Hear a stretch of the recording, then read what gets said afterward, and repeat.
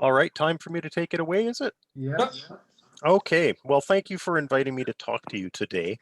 The talk that I'm giving you is an adapted version of the introduction to my half of a course that I co-teach here at the University of Victoria on the history of hoaxes, moral panics, and conspiracy thinking.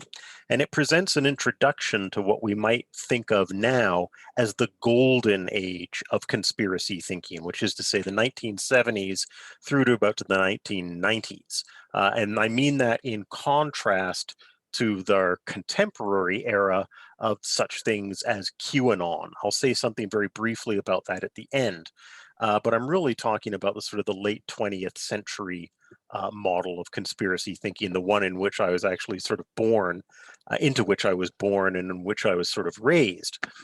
What I'm going to present today is a kind of general intellectual analysis of conspiracy thinking. And in particular, what I want to do is I want to suggest that there's at least three elements of conspiracy thinking that seem to give it really persuasive power in the minds of people who believe in conspiracies. The first is the belief that big events must necessarily have big causes. The second is a need to believe that no big event in history can ever be random or accidental. It always must be the result of a single group's deliberate intentions and actions. And as I'm going to point out, it's always a group. It's never just one individual. And usually it's a very large and nebulously defined group. And third, I'm going to talk about how conspiracy theorists always seem to believe that the most complicated explanation for any major historical phenomenon must, by its nature, be the right one. So those are going to be the three themes that I'm going to talk about in a little bit of detail today. So let me begin with this first theme, the idea that big events must necessarily have big causes, or what I call the principle of commensurate scale. Many of you may not be aware of it, but there's lots of conspiracy theories now surrounding the Jack the Ripper murders. And I start with him because he's a good example of how something big has to have a big cause. The crimes and the milieu, the setting of the Jack the Ripper murders, now exert so enormous a grip over the public imagination that we simply can't accept the idea that Jack the Ripper may simply have been a nobody, or indeed that he could have been just one nobody. The perpetrators and their story must be big enough to fill up the huge imaginative space that this serial killer has now come to occupy in the public imagination. There has to be a big enough explanation for these crimes to fill up the space that they now occupy in our imaginations. And indeed, we've now passed the point beyond which any evidence of the killer's real identity, however persuasive it might seem, would ever fully gratify the public imagination. Could the imaginative space that Jack the Ripper fills ever be filled and by any typical solution? It's not impossible that one of the conventional suspects in these crimes was indeed the man, but nobody, I think, is ever really going to settle for that small an explanation now. In fact, whoever Jack the Ripper was, there was probably nothing in him to distinguish him from all other serial killers. Now, I mentioned this one because, in fact, I give a lecture in this course on the Ripper murders and the Freemasonry theory that's been advanced to try to explain them, which involves a large group endeavor. But that's all I'm going to say about that. Because really, one event stands out above all others as the great factory of conspiracy thinking, and that is, of course, the assassination of John F. Kennedy in November of 1963. The murder of a seemingly youthful and vigorous John F. Kennedy, and we should remember that at the age of 43, he is still the youngest person ever to have been elected president. The murder of this seemingly youthful and vigorous president seems to many people to have thwarted the happy resolution of several major problems in American public life that emerged in the years following his death. Remember that Kennedy had initiated the process of signing missile treaties with the USSR, and many people, certainly conspiracy theorists, believe that he would have kept America out of Vietnam, an event that is widely perceived to be the greatest tragedy of American public life during the half century since Kennedy's death. Most conspiracy theorists believe that Kennedy's policies had put him on a collision course with the military-industrial complex, an organization whose leaders, we are told, conspired to kill him and to ensure that he was replaced by a president who was more amenable to their priorities. And that, of course, was Lyndon Johnson, the president whose otherwise outstanding career as a domestic president has been largely overshadowed by the tragedy of the Vietnam War. In a letter to the New York Times in 1992, the journalist and historian William Manchester captured perfectly the notion of commensurate scale between effects and causes, which is central to conspiracy theories. So bear with me while I give you a bit of a quote here. Those who desperately want to believe that President Kennedy was the victim of a conspiracy have my sympathy. I share their yearning. There is an aesthetic principle here. If you put 6 million Jews on one side of a scale and on the other side put the Nazi regime, the greatest gang of criminals ever to seize control of a modern state, you have a rough balance. Greatest crime in history, greatest bunch of criminals in history. But if you put the murdered President Kennedy on one side of a scale and that wretched waif Lee Harvey Oswald on the other, it doesn't balance. You want to add something weightier than Oswald. It would invest President Kennedy's death with meaning. It would endow him with martyrdom. He would have died for something. A conspiracy would do the job nicely. Well, now, I think it's fairly easy to recognize this role of commensurate scale, the conviction that big events with big consequences must have had big causes. But of course, I'm going to argue that that is far from necessarily the case. In the first place, for instance, you don't have to believe that Kennedy's murder was so consequential over the long term for people to have experienced it on a deeply personal and emotional level. For instance, the New York Senator Daniel Patrick Moynihan was said at the time, when a despairing friend remarked to him that we'll never laugh again, he said, we'll laugh again. It's just that we will never be young again. All of this testifies to the enormous power of Kennedy's personal charisma. And the snuffing out of that in and of itself would have been a traumatic event in the public life of the nation. We don't need to go on to the Vietnam War and other things in order to attach a fundamental emotional traumatic significance to Kennedy's assassination. But anyway, let's go on to those other elements which we are told are the larger consequences, told by conspiracy theorists, are the larger consequences of Kennedy's death. There is, in fact, good reason to think that Kennedy's potential for redeeming the history that followed his death has, in fact, been greatly overstated. Let's think about the Vietnam War for a second.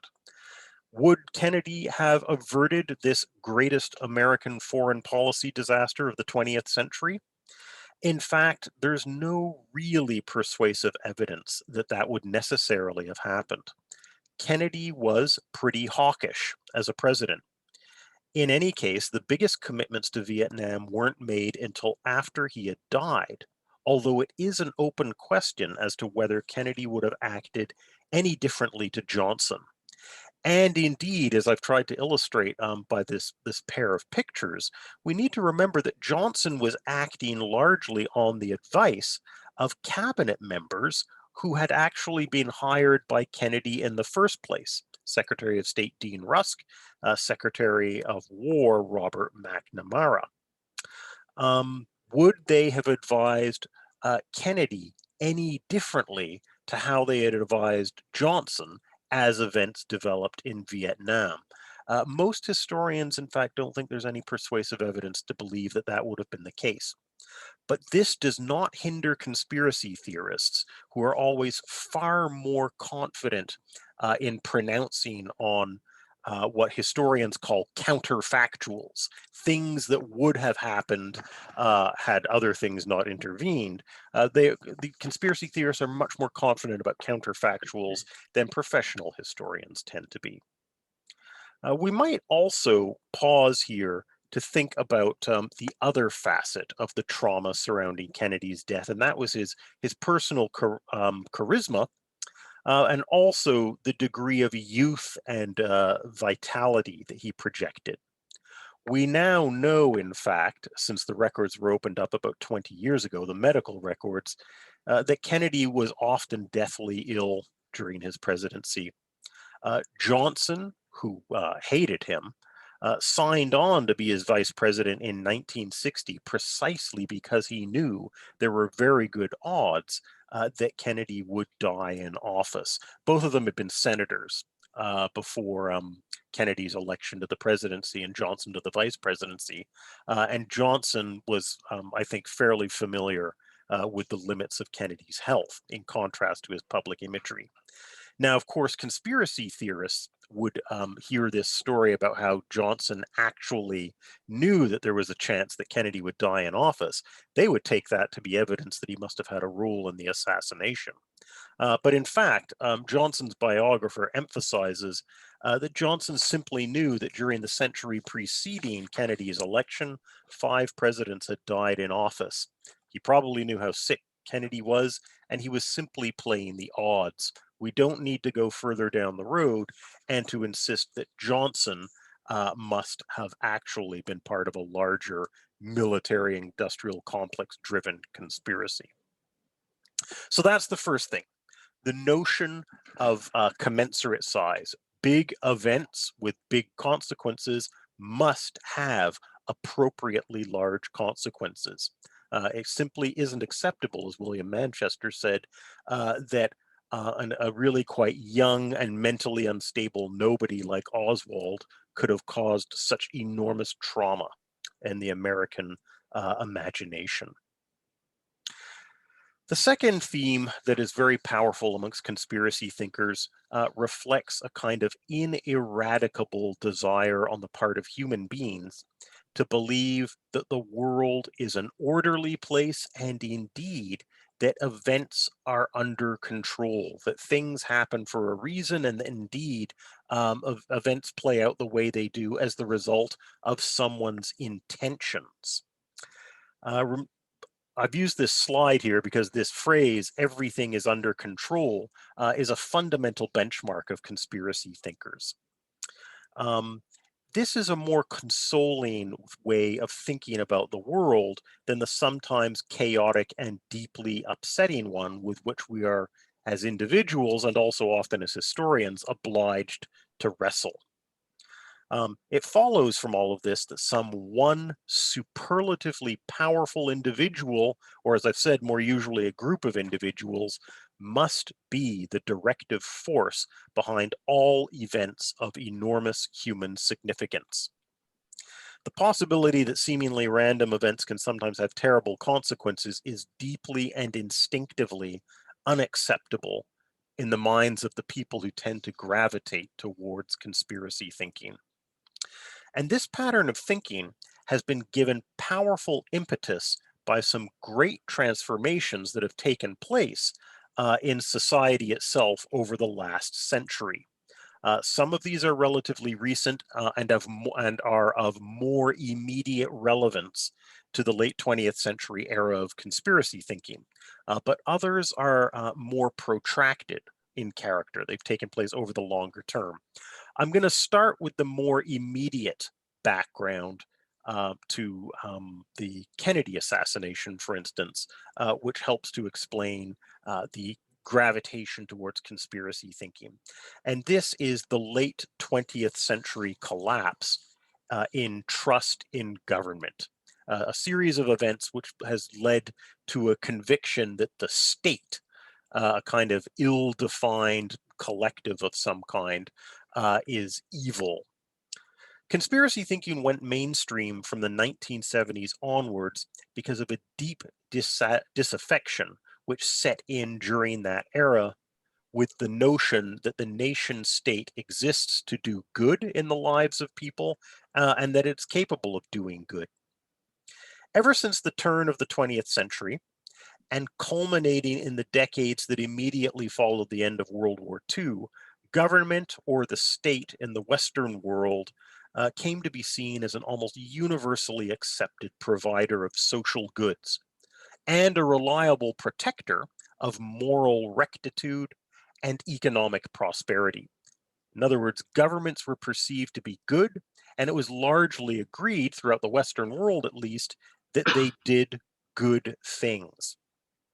But that conviction started to unravel in the United States, especially following three major upheavals. The first, again, was the Vietnam War, a war which, in the failure of America to win it, and indeed also in some events that were revealed by journalists in the Americans' conduct of that war, like the My Lai massacre, uh, the Vietnam War spread the message that the state can't win all the wars that it sets out to win, and in fact, it might not even be fighting just wars.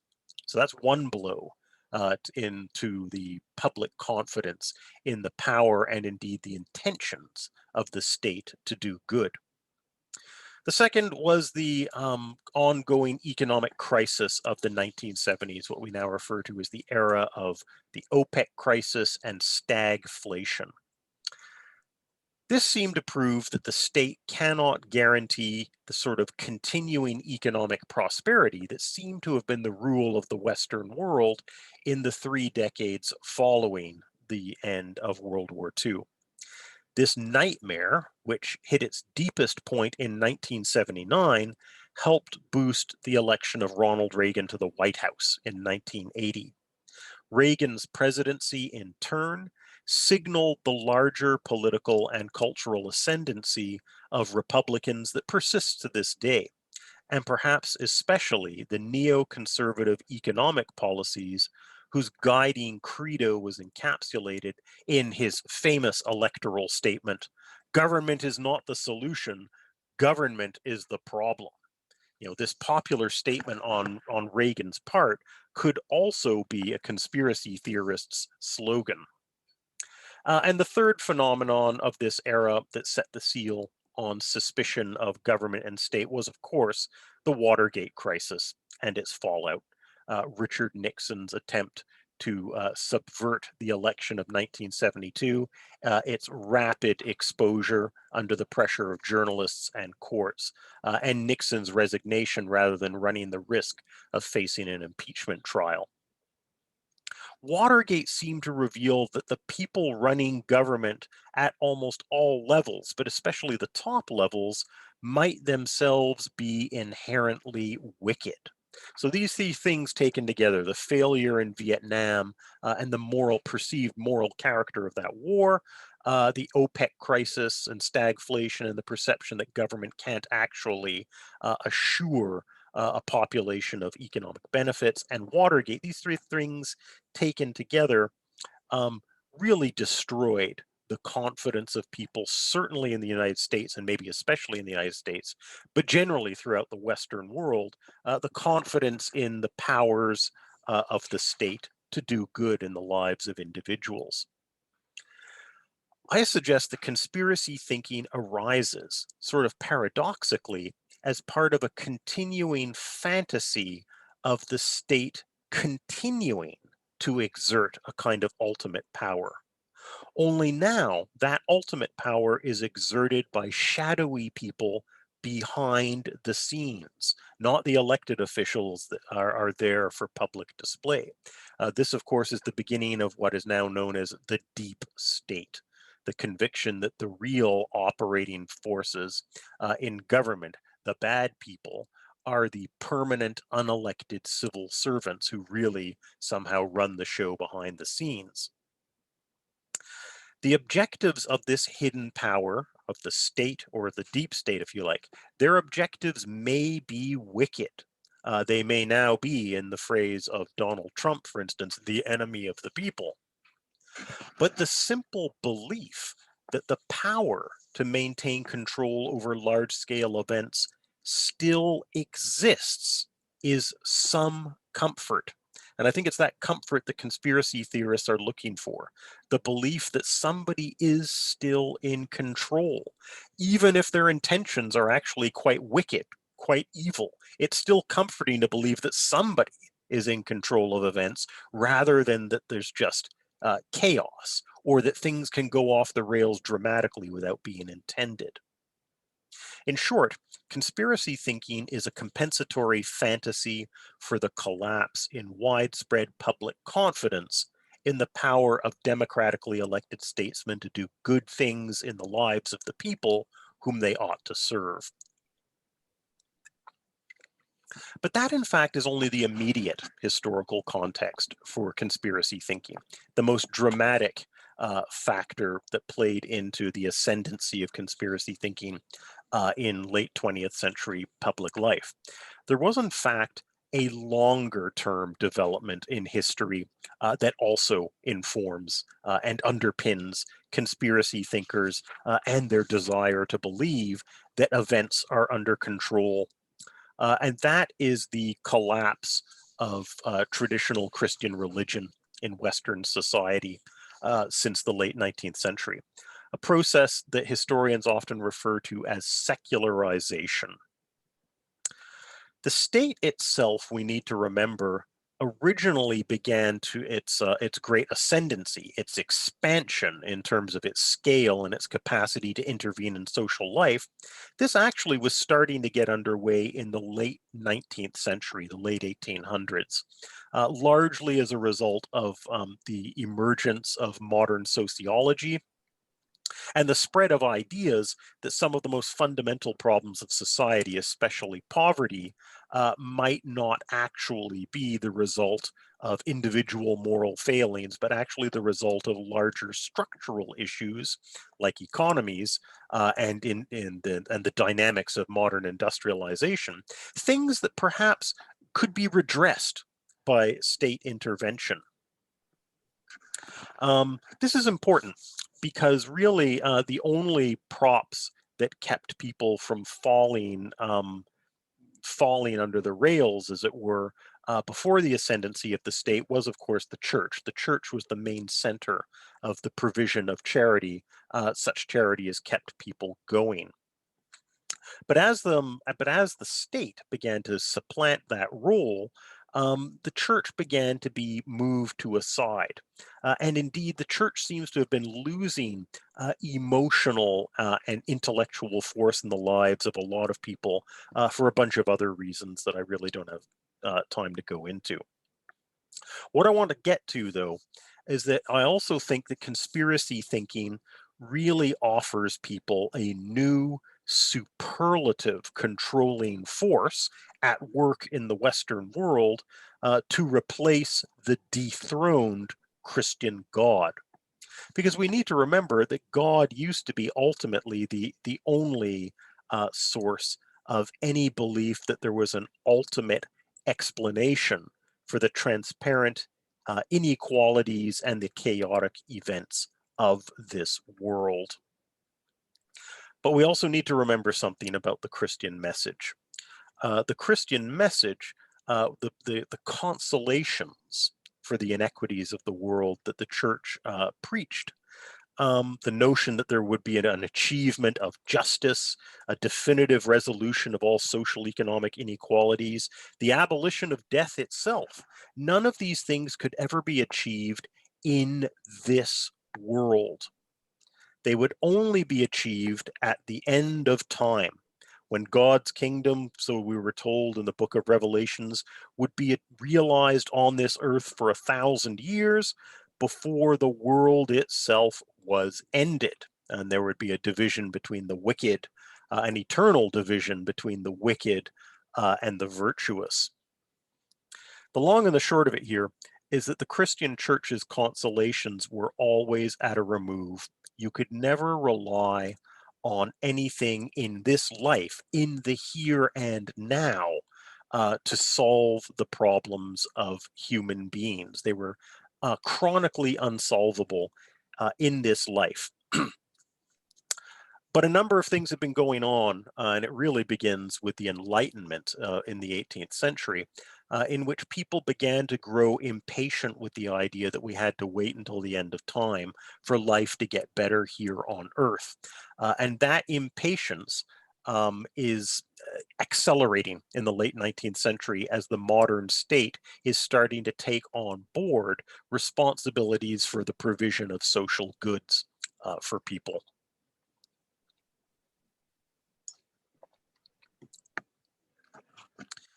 Conspiracy thinking, the belief in some ultimate arbiter and purveyor of decisive power, when viewed over the long term, can be seen as a compensation for, or even a direct substitute for, the traditional mode of Christian consolation, a tradition that's basically vanished from everyday life in the Western world.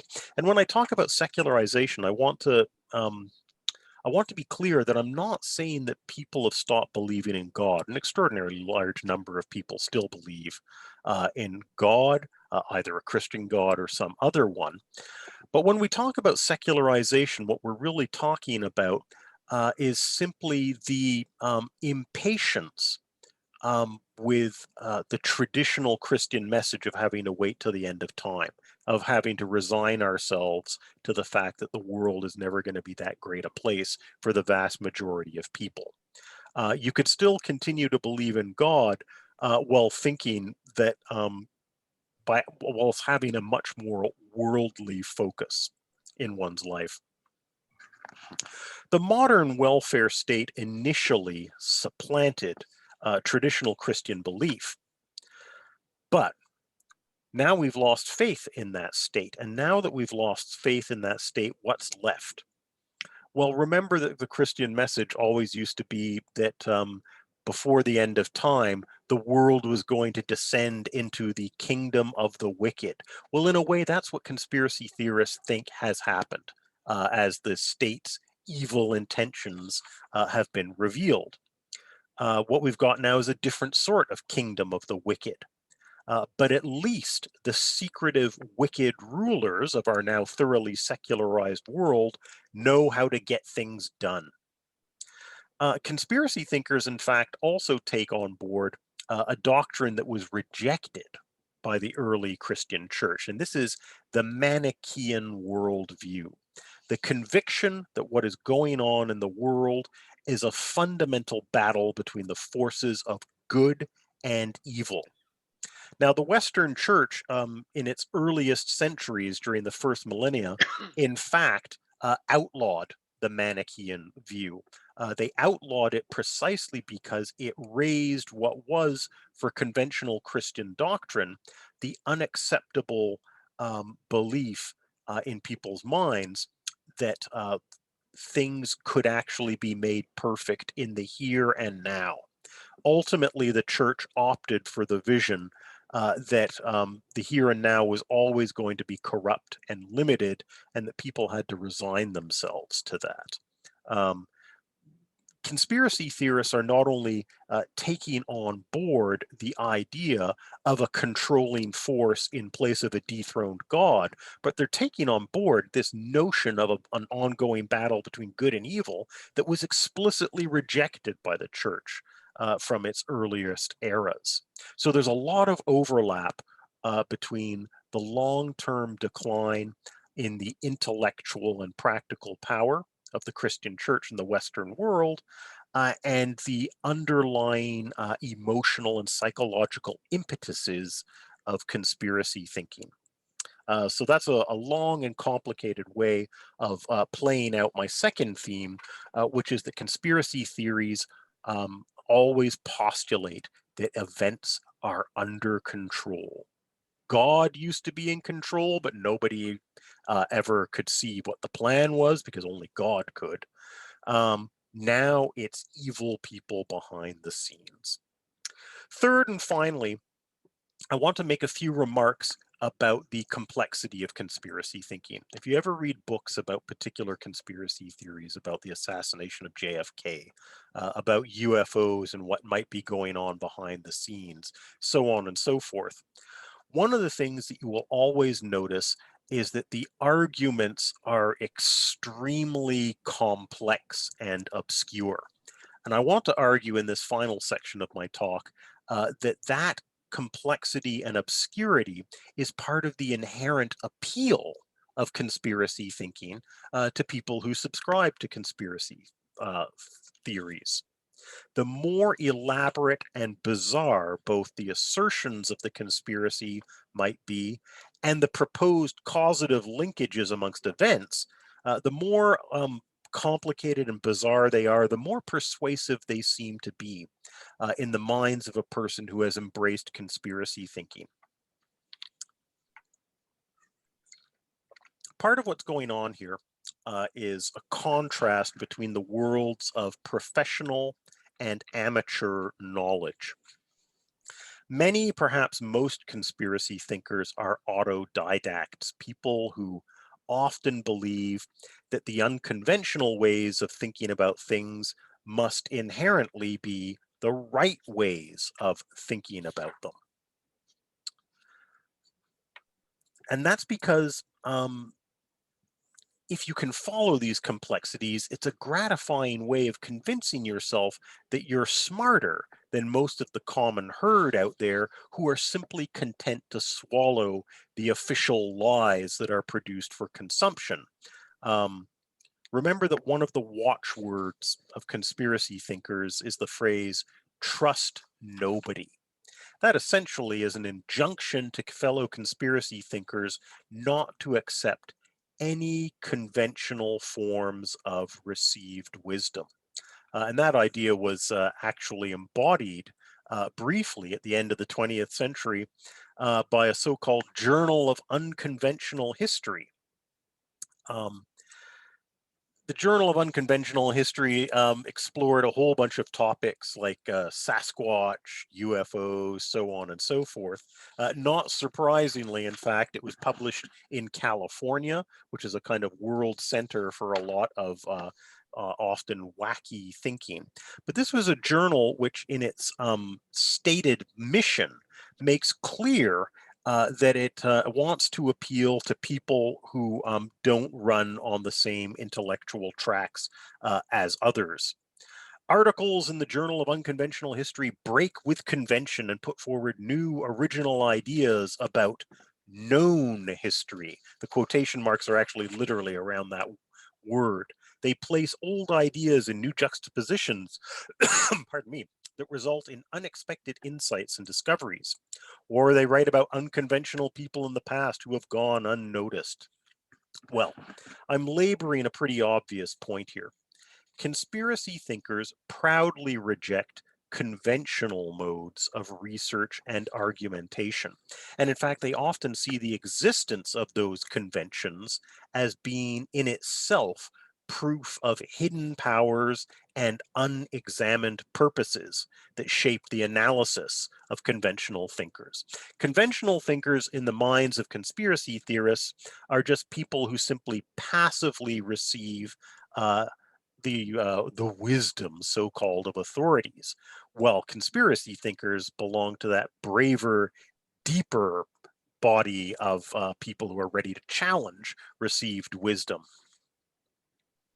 The greatest manifestation of this willingness to challenge received wisdom is involved in the sheer complexity of argumentation that conspiracy theorists engage in. Excessive complexity in explanations makes perfect sense to conspiracy thinkers because it offers at least two central appeals to a person's intellectual vanity. First of all, the conviction that you are sharing in insider knowledge, knowledge that only a select group of people actually possess. This is part of the inherent appeal of being able to think yourself to be smarter than anyone else.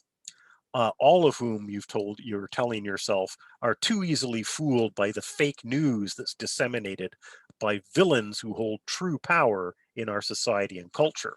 So that's one thing, the appeal of insider knowledge. But the second is the appeal of being able to grasp and to recapitulate an enormous body of esoteric detail. For many people, the more absurdly extensive and complicated the putative details of a conspiracy are, the more they are persuaded that all of it must be true. Because if you're smart enough to keep all those mental balls in the air at the same time, then you too must be one of the smartest people. The simple act of being able to follow all of these complexities proves that you're smarter than most people. Whereas, in fact, most of us simply think, oh my God, come on, let's apply the principle of Occam's razor. Surely the explanation that most simply and effectively accounts for the maximum amount of facts must be the right one. What I want to argue is that, in fact, conspiracy thinkers embrace at least three ideas of complexity which are all inherently paradoxical. The question of gullibility, conspiracy thinkers pride themselves on not being gullible. The second concerns the nature of facts, and the last concerns causal connections amongst facts. So first of all, the question of gullibility. Conspiracy thinkers tend to behave as though the more gullible a person is in reality, in other words, the more ready and willing you are to take on board absurdly complicated and detailed facts and arguments, the smarter you believe yourself to be. Because unlike most merely sensible people who quickly lose patience and get bored, you can actually follow all of this craziness. So one example for me from my own past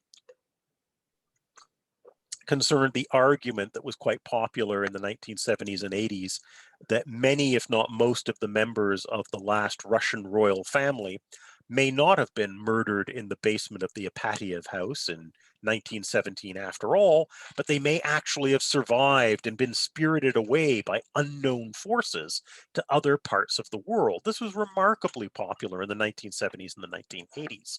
And the book you see at the right, co-authored by a journalist named Anthony Summers, who's also written on the Kennedy assassination and the murder of Marilyn Monroe, pursued a lot of these theories. And when I read this myself around about Halloween of 1980 as a 14-year-old, I remember thinking that a lot of it was pretty persuasive.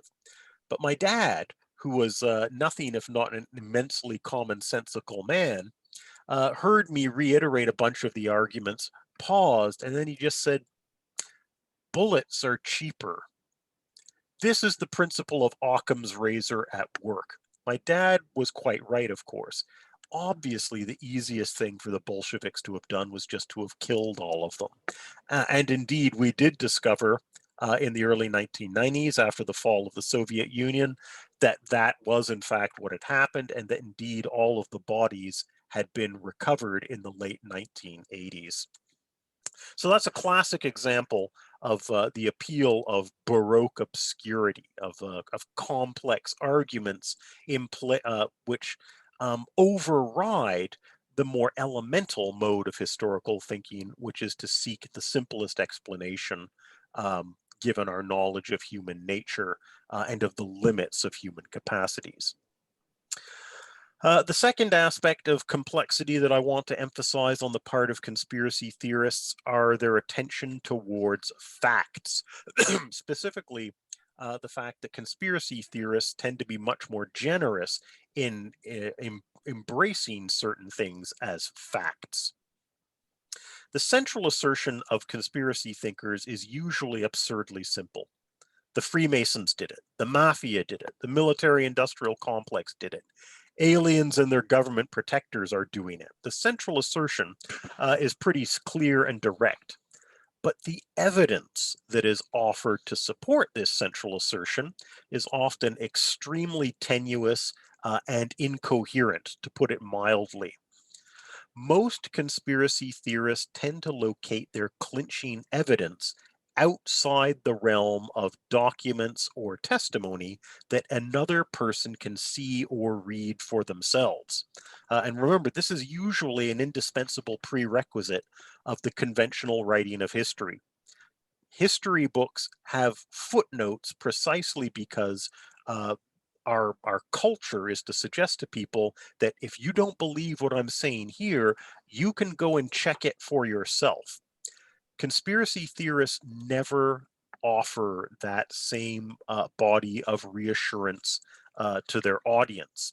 In fact, with conspiracy theorists, there's a conspicuously regular feature of the facts that are offered in support for their contentions is precisely the absence of any supporting evidence. But it gets even more complicated than that. You're looking here at a man named Bob Lazar. Bob Lazar has become famous in conspiracy thinking circles in the world of UFOs because he claims that having received a PhD in astrophysics from Stanford, he was then hired by the government to fly into Area 51 on a regular basis, where he claims the United States is busy reverse engineering technology from captured UFOs. Well, some investigative journalists who looked into this went to Stanford and discovered that there's no evidence that Lazar ever attended Stanford or any other university and got a PhD. Because remember, his claim to have a PhD is supposed to be one of the things that props up his moral authority to be talking about stuff like this. But the response of Lazar and his supporters is quite simple. Well, of course, there's no evidence of his PhD. The evil forces at work went in and destroyed that evidence. This is one of the dynamics of conspiracy thinking. The absence of the evidence is proof of the conspiracy. If the evidence doesn't exist, that's because the all-powerful people directing the conspiracy went out to get rid of that evidence. For a conspiracy theorist, this only reinforces their conviction that everything they're talking about and hearing must be true. When in point of fact, a merely sensible person would say, well, the absence of evidence is an absence of evidence.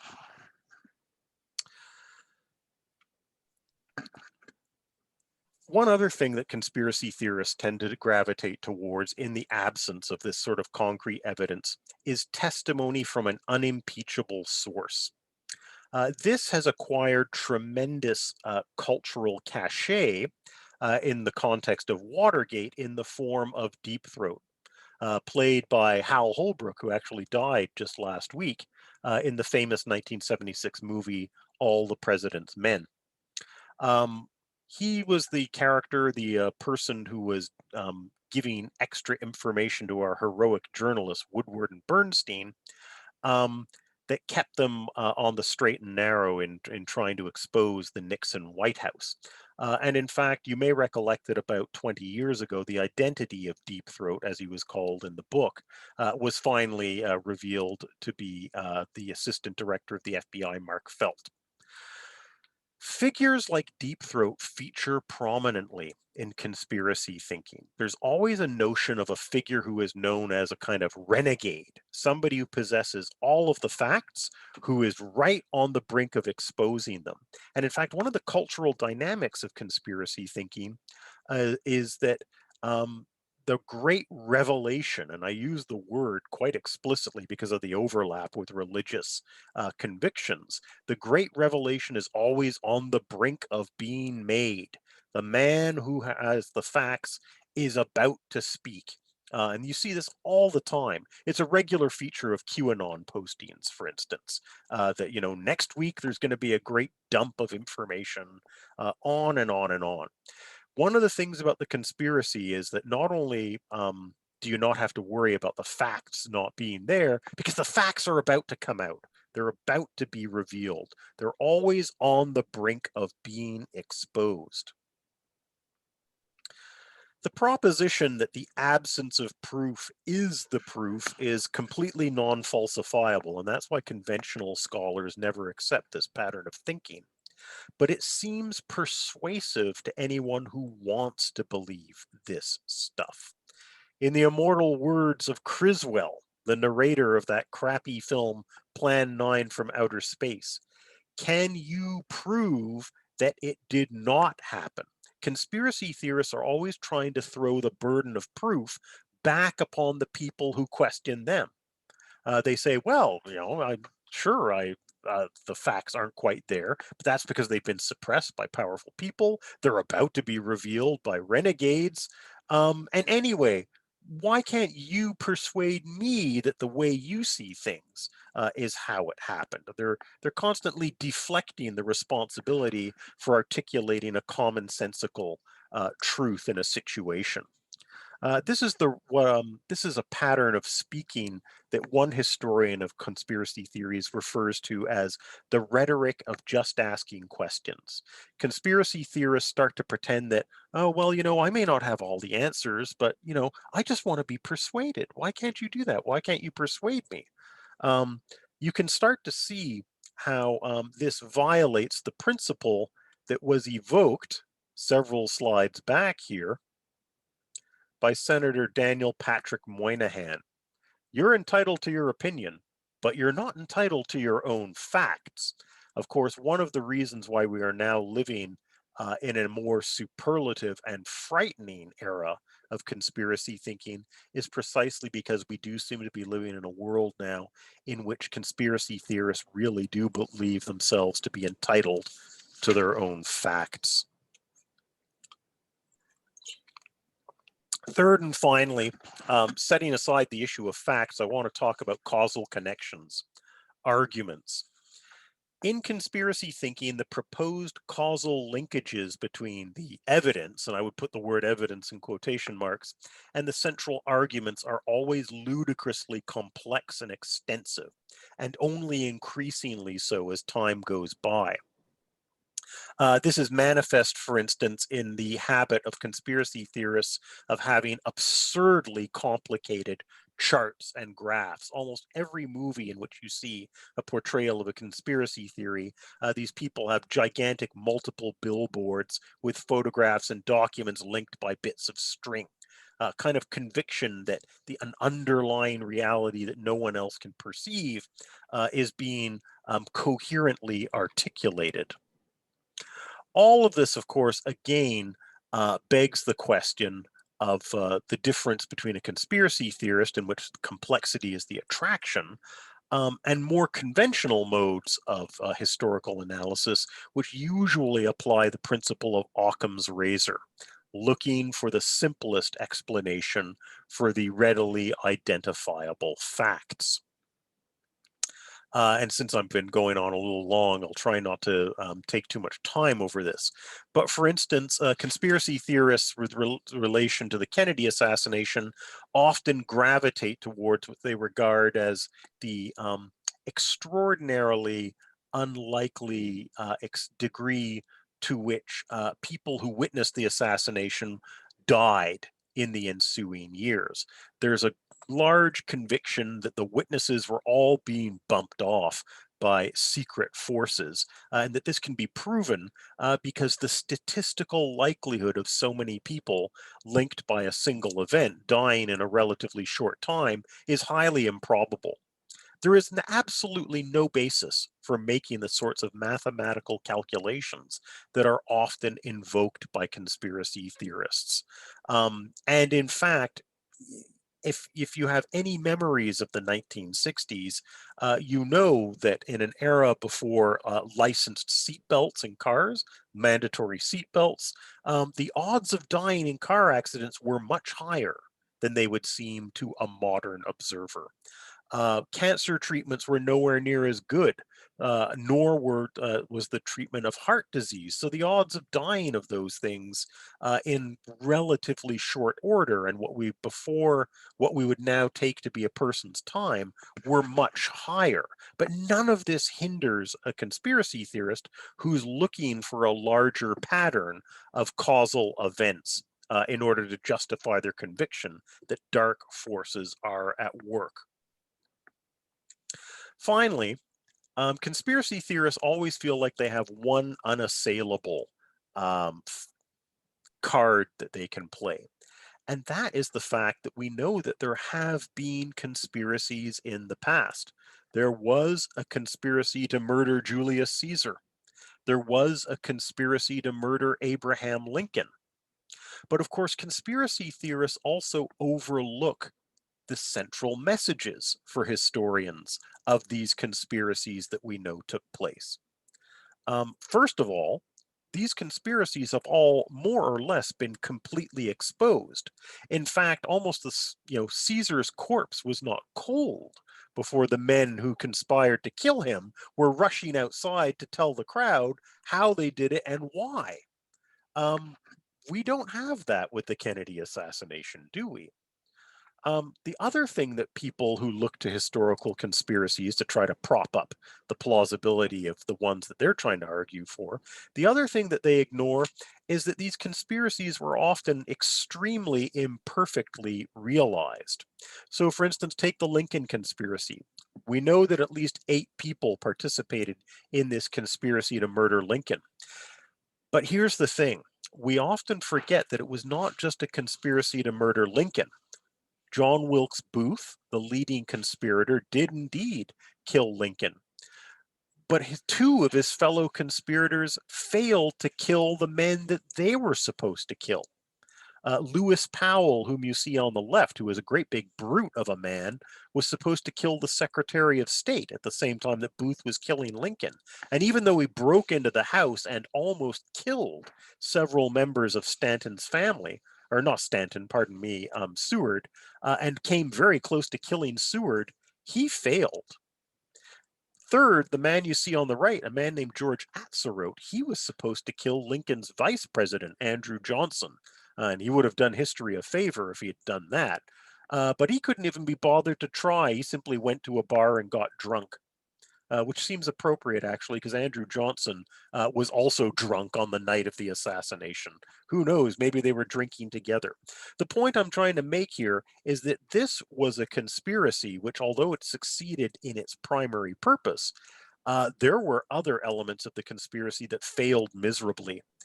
It is hard to get a bunch of different people to adhere to their common purpose over any prolonged period of time.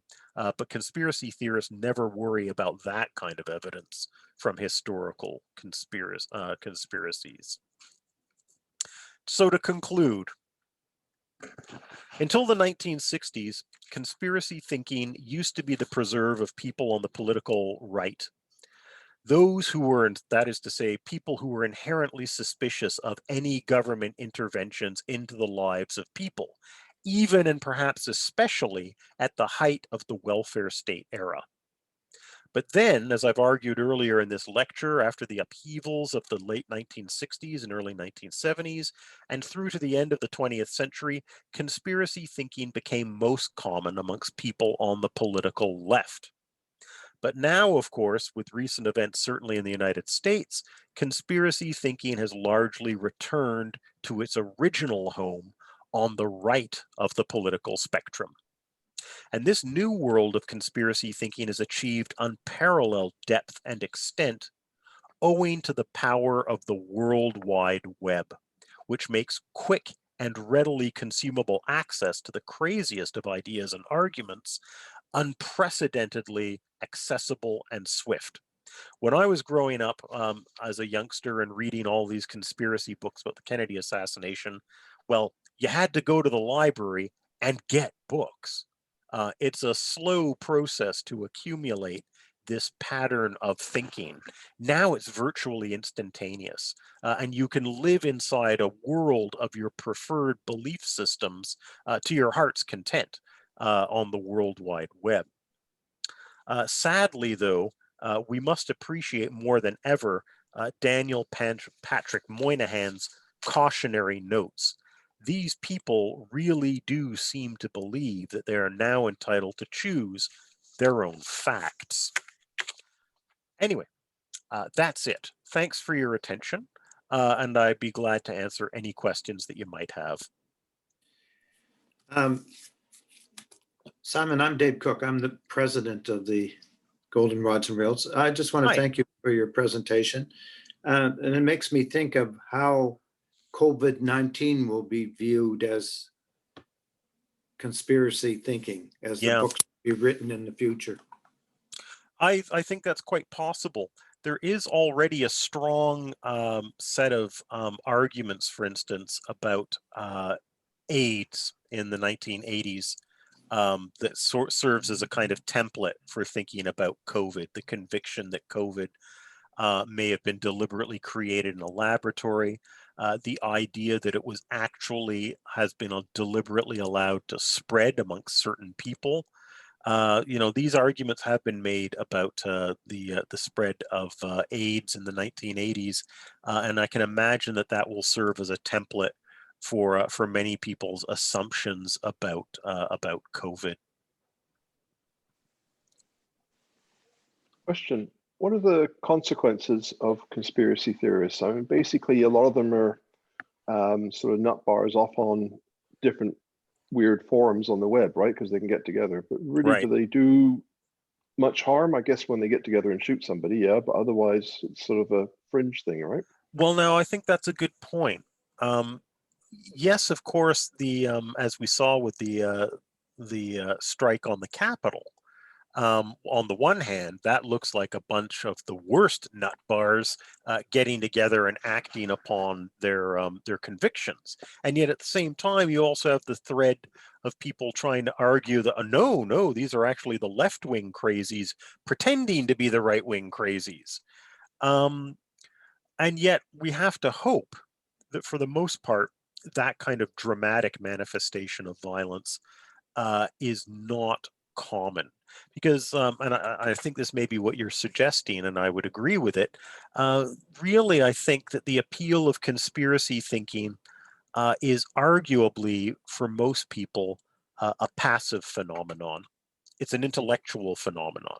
It's about the satisfaction of thinking that you have a better grasp than most people on underlying realities. And I think I would argue, in fact, that a lot of it precisely stems from the everyday experience that I think most people have, which is of real limitations on our power to make our own lives better. We live in a world in which we're told that we have an infinite capacity to better ourselves, and sometimes that works out well for people. But most people, I think, in life feel like a lot of their dreams have not been realized. And this provides a kind of structure for thinking about why that might be the case in a way that religion used to do, I would argue, traditional Christian religion. Traditional Christian religion told you that you shouldn't expect life to deliver all of the goods for you. That was, inherently wrong to begin with, but anyway, it's just not part of the plan. But now that we live in a secularized world, a world in which, to use the language of the man we see on the right here, that's a world of winners and losers, of winners or suckers. Um, you know, we're all made to feel that we must have failed. So rather than accept the idea that we're failed, we prefer to believe that wicked people were keeping us down. So are there any studies showing demographics showing people, you said right wing, left wing, but are there any on economic seniority, I guess? The reason I ask is my brother's a conspiracy theorist. Yeah. And but he's basically broke and has a very different lifestyle to me. So is it common for that sort of group of people, or? I'm not aware of economic or sociological studies that demonstrate that, but that is certainly the impression that I have, for instance, that there's a particular attraction to conspiracy thinking amongst the people who are socially and economically disadvantaged. You see this, for instance, and I give a lecture on this in this course. You see this, for instance, amongst people who are convinced that they've been abducted by aliens.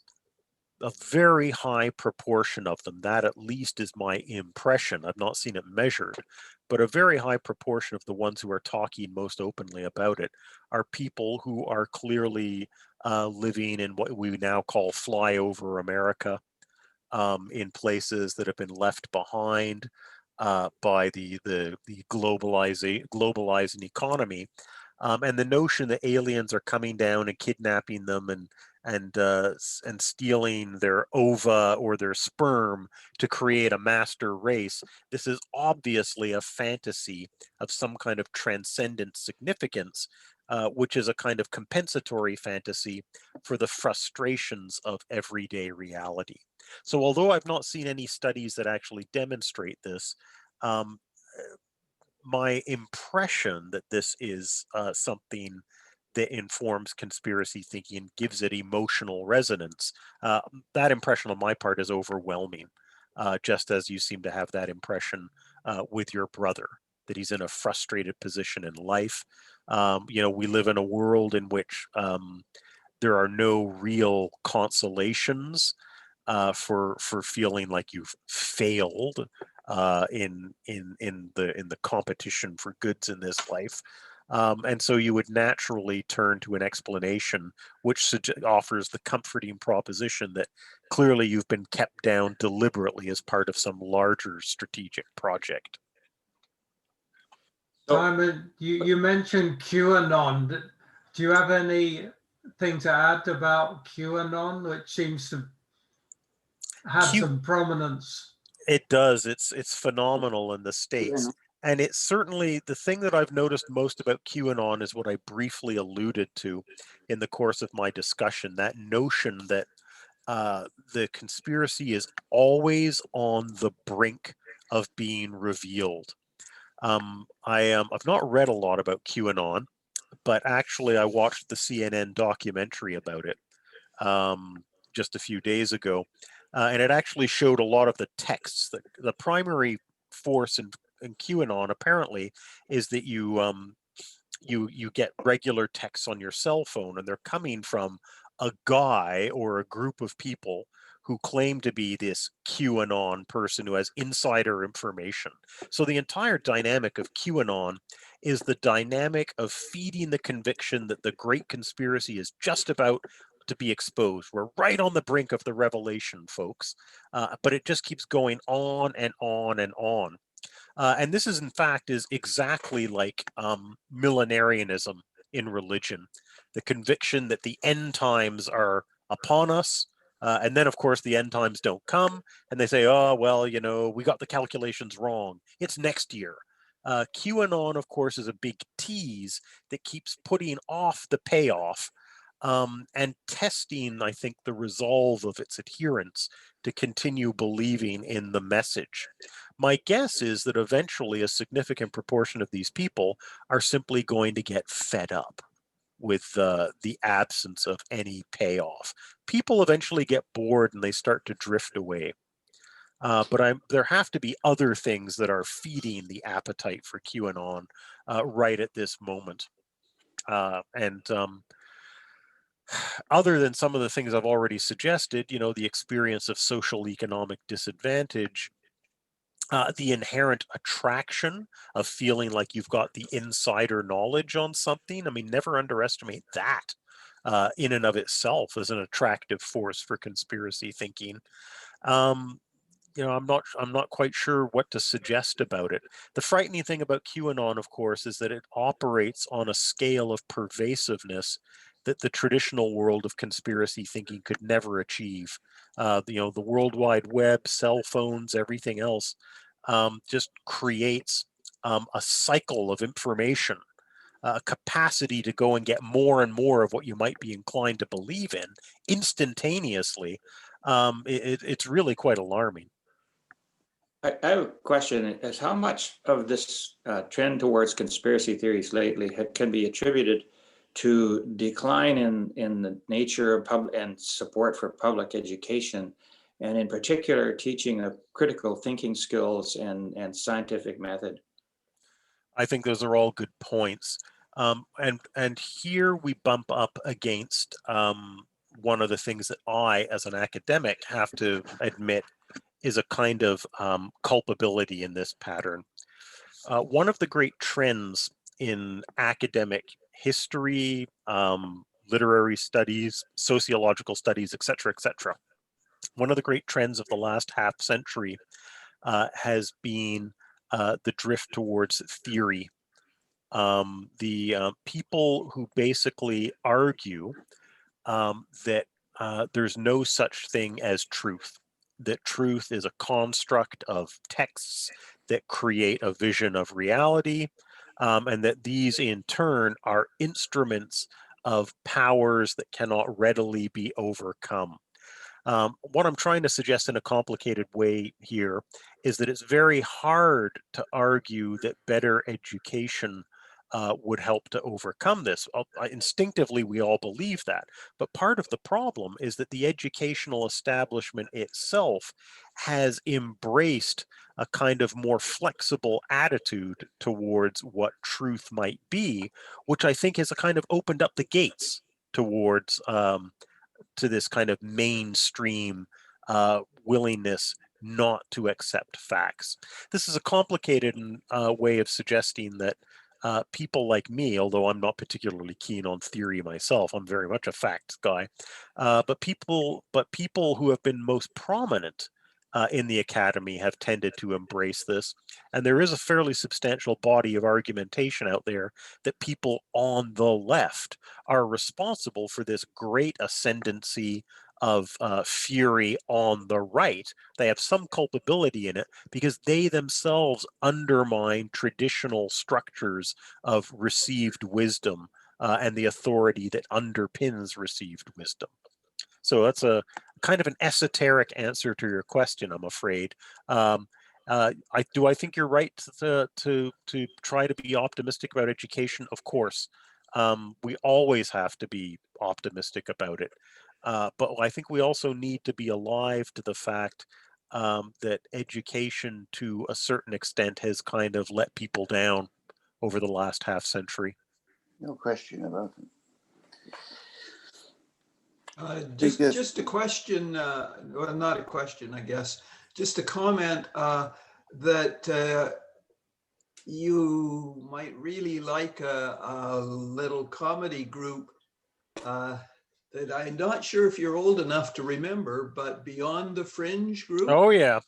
And the End of the World skit. I saw that one when they recreated it for a film called The Secret Policeman's Other Ball. Oh yeah.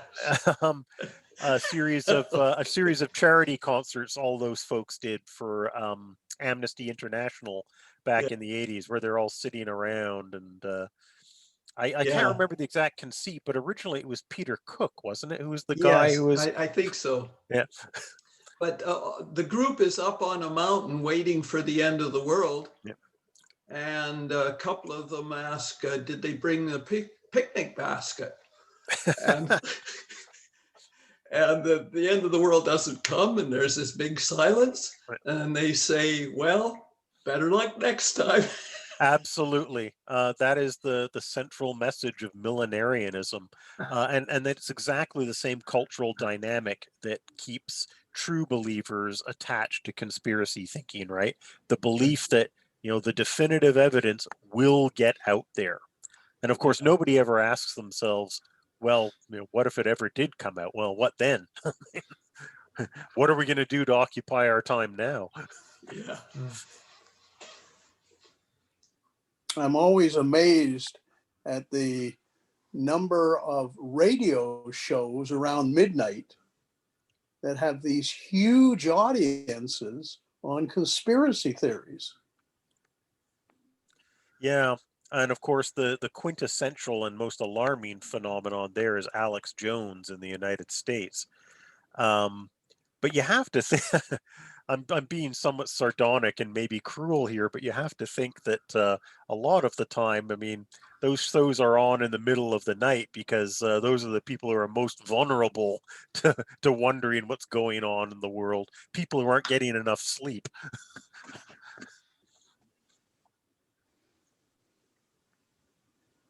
Thank you, Simon. That was another great comment. Oh, sure. There was some French woman who wrote a book about I think it was about 9/11. Right. And it became extremely popular in Europe, but not in North America. Do you know about her book? I know a little bit about the 9/11 stuff.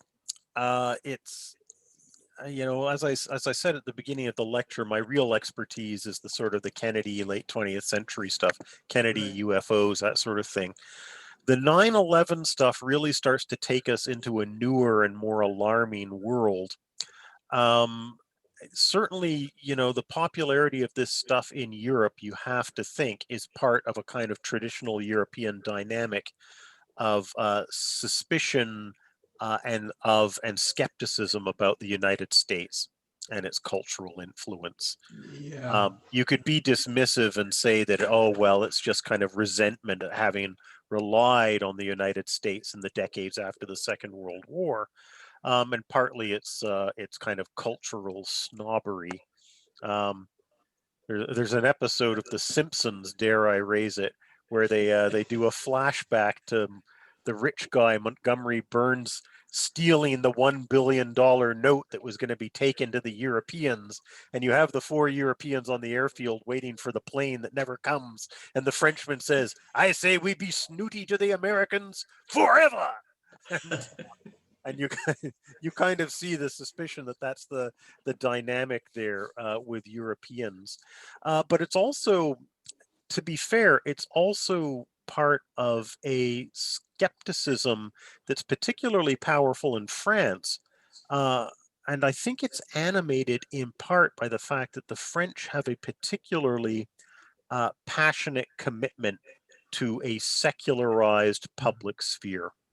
Yeah. The French frequently get disapproving comment here in North America because of their fierce opposition to visual manifestations of religious commitment, like burkinis, burqas, and that sort of thing.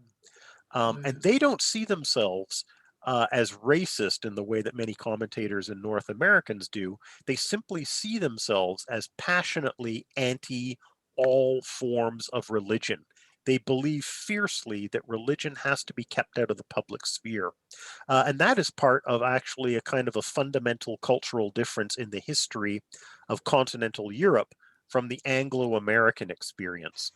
My expertise, by the way, as a historian, is actually 18th century England. And one of the things about 18th century England is that it has an Enlightenment culture that coexists with a state church. Whereas in Europe, the Catholic Church is perceived to be the enemy of Enlightenment. Yeah. So one of the reasons why you have, that's one of the reasons why you would see those sorts of things in French and in general in European culture.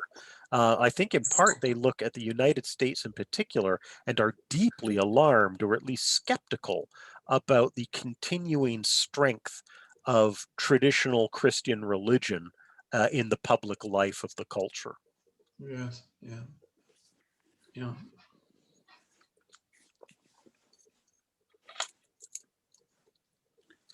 Okay, well- Just another quick one. Your last name, Devereaux. Right.